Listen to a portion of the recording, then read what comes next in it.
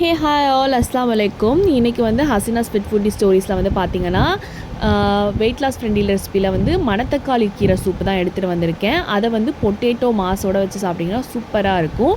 இதுக்கு என்னென்ன இன்க்ரீடியன்ட் தேவைங்கிறத பார்க்கலாமா வாங்க. இதுக்கு வந்துட்டு ஒரு கட்டு கீரைக்கு 5 பல் பூண்டு, 1 டேபிள் ஸ்பூன் ஜீரகம், அரை மூடி தேங்காய், இதெல்லாம் வந்து தான் அரை மூடி துருவின தேங்காய் எல்லாத்தையும் ஆட் பண்ணி நல்லா பேஸ்ட்டாக அரைச்சி எடுத்துக்க போகிறோம். இந்த மணத்தக்காளி கீரை சூப் எதுக்குன்னா, நம்ம வயிற்று புண்ணை ஹீல் பண்ணதுக்கு ரொம்ப ஹெல்ப்ஃபுல்லாக இருக்கும். நம்ம வீக்லி ஒன்ஸ் நம்ம டயட்டில் எடுத்துக்கலாம். இதை வந்து நம்ம நார்மல் பொரியாக செய்யும்போது சாப்பிட முடியாமல் நிறைய பேர் வச்சுருவாங்க கசக்குதுன்னு. இந்த மாதிரி செஞ்சிங்கன்னா கசப்பு தன்மை கம்மியாக தான் இருக்கும்.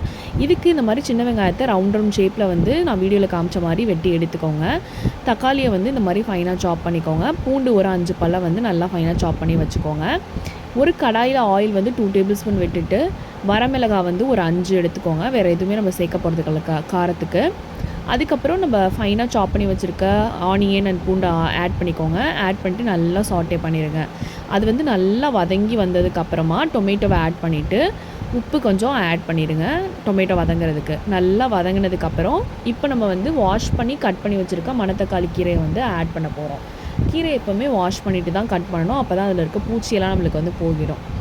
ஸோ அதை கட் பண்ணி அதை வந்து நல்லா ஆட் பண்ணிட்டு அது வெந்து வதங்குற வரைக்கும் கொஞ்சம் வந்து லிட்டை போட்டு க்ளோஸ் பண்ணி வச்சுருங்க. தண்ணி நல்லா விடும்.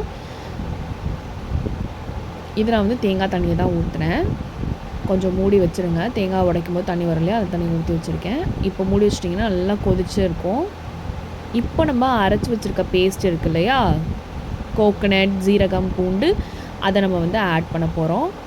அவ்வளோதான், நம்ம சூப் வந்து ரெடி ஆயிரும். இன்னும் ஒரு கொதி வந்துச்சுன்னா இது இப்போ வந்து மிக்ஸியில் தண்ணி ஊற்றி உங்களுக்கு எவ்வளோ தண்ணி தேவையோ அவ்வளோ தண்ணி ஆட் பண்ணிக்கோங்க.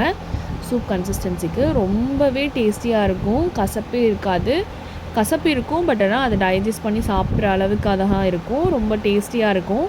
இந்த மாதிரி மெத்தடில் மணத்தக்காளி சூப்பு செஞ்சு பார்த்துட்டு எப்படி இருக்குன்னு சொல்லி கமெண்ட்ஸில் சொல்லுங்கள். இந்த மாதிரியான இன்ட்ரெஸ்டிங் ஃபுட்ஸுக்கு வந்து நம்ம ஹசீனாஸ் ஃபிட் ஃபுட்டி ஸ்டோரிஸை வந்து ஃபாலோ பண்ணிக்கோங்க. இதுக்கு நீங்கள் சைடிஷாக வந்துட்டு பார்த்தீங்கன்னா பொட்டேட்டோ ஃப்ரை வச்சு சாப்பிட்லாம். ரொம்ப டேஸ்டியாக இருக்கும். பாயில் பண்ண பொட்டேட்டோஸை வந்து மிளகாத்தூள் போட்டு ஃப்ரை பண்ணி வச்சு சாப்பிட்டிங்கன்னா ரொம்ப டேஸ்டியாக இருக்கும். அதே மாதிரி எக் மசாலாவும் சைடிஷாக வச்சு நீங்கள் சாப்பிட்லாம். தோசைக்கும் கூட இந்த சூப் ரொம்பவே டேஸ்டியாக இருக்கும். வெறுமாவும் குடிக்கலாம், பட் வந்து கிட்ஸ் சாப்பிட மாட்டாங்க இல்லையா, ஸோ ஃபுட்டில் மிக்ஸ் பண்ணி கொடுத்தீங்கன்னா கண்டிப்பாக சாப்பிடுவாங்க. ஸோ மறக்காமல் ட்ரை பண்ணி பார்த்துட்டு எப்படி இருந்துச்சு சொல்லுங்கள். பாய் பாய்.